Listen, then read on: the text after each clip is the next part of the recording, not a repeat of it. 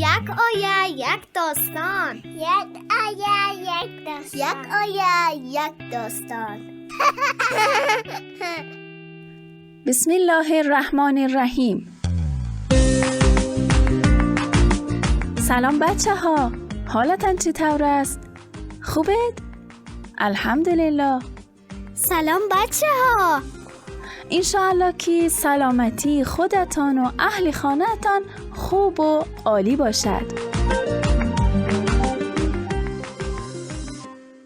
بچه های عزیز، دوستان خوش اخلاق و با ادبم، این روزها من خیلی خوشحالم.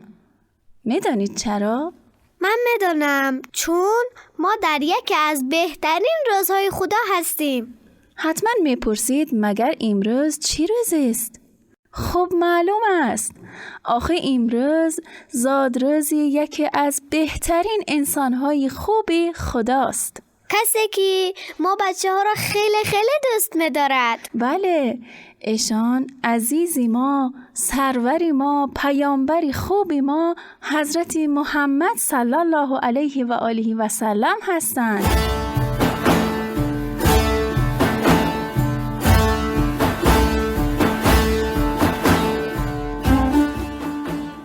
بچه ها، این عید خجسته و مبارک را به تمام شما عزیزان تبریک و تهنیت میگویم. پس تا می توانید در این روزی مبارک و زیبا شاد باشید و بخندید. من هم این جشن بزرگ یعنی زادروز پیامبر مهربانمان را به همه شما دوستان خوبم مبارکباد میگویم.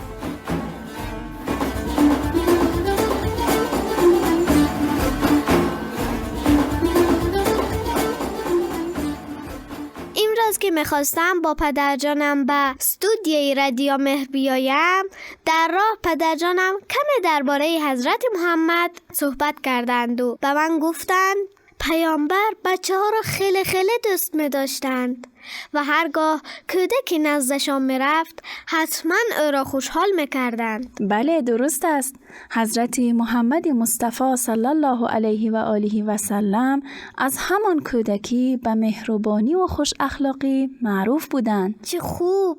من زیاد شنیدم که میگویند پیامبر خوش اخلاق و مهربان بودند.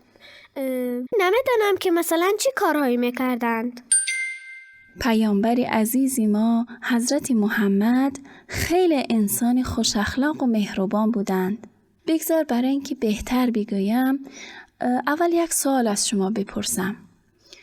تا به حال شده است که در یگان جا وارد شوی اما کسی به شما توجه نکند یا سلام ندهد؟ بله، بعضی جا همین خیل شده است. خیلی احساسی بدی پیدا میکنم. آها، خب برعکسش چی؟ یعنی شده است که جایی باشی و دیگران حتی بزرگترها اول به شما توجه کنند؟ بله، هرگاه خانه بیبی جانم میروم همین طور است. میدونید بعضی وقت بیبی جانم قبل از همه اول مرا در آغوش میگیرند و حالی مرا میپرسند. آها، حتما خیلی خوشحال میشوی، درست است؟ بله. پیامبر عزیز هم همیشه سعی میکردند در سلام گفتن از همه پیش باشند. برایشان فرق هم نمیکرد که آن کسی که پیششان آمده است خرد است یا کلان. خیلی وقتها اول پیامبر به بچه ها و خردترک ها سلام میدادند، بعد دیگران جواب میدادند. چی جالب، چقدر پیامبر مهربانند. بله، یا مثلا با بچه ها بازی میکردن. پیامبر همه بچه ها، خصوصا آنهایی که پدر یا مادرشان را از دست داده بودند را بیشتر دوست می داشتن و مانند پدر مهربان دستی نوازش بر سر یتیمان می کشیدن. اگر کودک نزدشان می رفت با دادن هدیه مثل یک دانه خرما دلش را شاد می کردند و لبخند را بر لبهایش می نشاندند.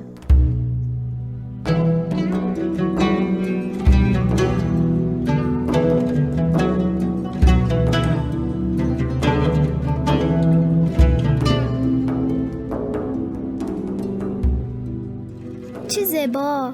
کاش من هم میتوانستم از دست پیامبر هدیه گیرم. دوستی خوبم مهینه جان، پیامبر برای همه ما مسلمان ها هدیه گرانبهای دادن که فکر میکنم هر مسلمانی از آن در خانه‌اش باشد. اگر گفتی چیز؟ فهمیدم، کتاب قرآن.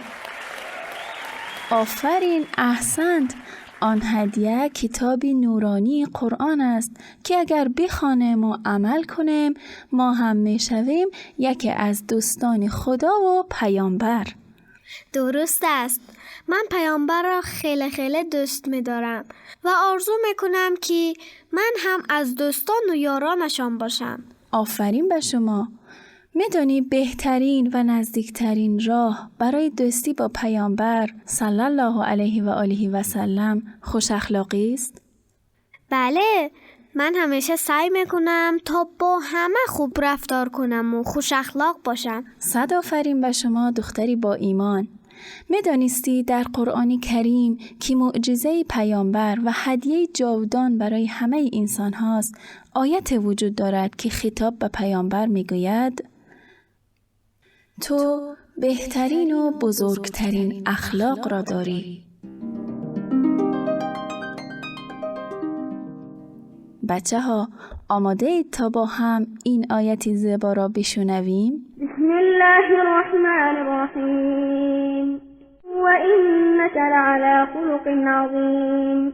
صلوات صلوات صلوات صلوات صلوات صلوات على محمد صلوات صلوات على محمد. من خیلی خوشحالم که حضرت محمد پیامبر خوبی ما هستند. آرزو میکنم تا اخلاق من هم مانند ایشان شود و با همه مهربان باشم. بله البته، من هم دعا میکنم تا همه بچه ها و من انسان های باشیم که خدا و پیامبر از ما راضی باشن. من فکر میکنم اولین قدم اول سلام دادن است. پس سلام. سلام.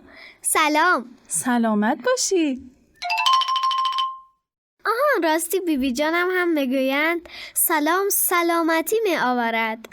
بله البته، چون سلام دادن نوع دعای سلامتی کردن برای همدیگر است. برای همین میگویند سلام سلامتی می آورد. خب مهینه جان و شما دوستان خوبی در خانه که صدای ما را میشنوید، یک پیشنهاد. چطور است در این روزهای مبارک برای شادی پیامبر با هم یک صلواتی زیبا و بلند بفرستیم؟ این که عالی می شود. آماده اید؟ اللهم صل علی محمد و علی آل محمد. علق يا قلب وأوصلني فوق النجمات، أوصلني حتى أخبرها بعض الكلمات، لأقول بصوت وردي حلو النبرات، لا شيء جميل في الدنيا مثل الصلوات، لا شيء جميل في الدنيا مثل الصلوات. خب مهینه جان، وقتی برنامه تمام است.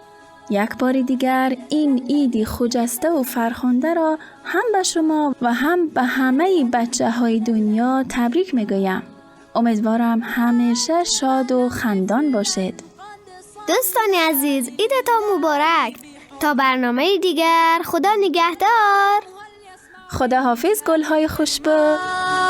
العالم هل يسمع مني هذه الكلمات، لا شيء جميل في الدنيا مثل الصلوات، لا شيء جميل في الدنيا مثل الصلوات، لا شيء جميل جميل مثل الصلوات.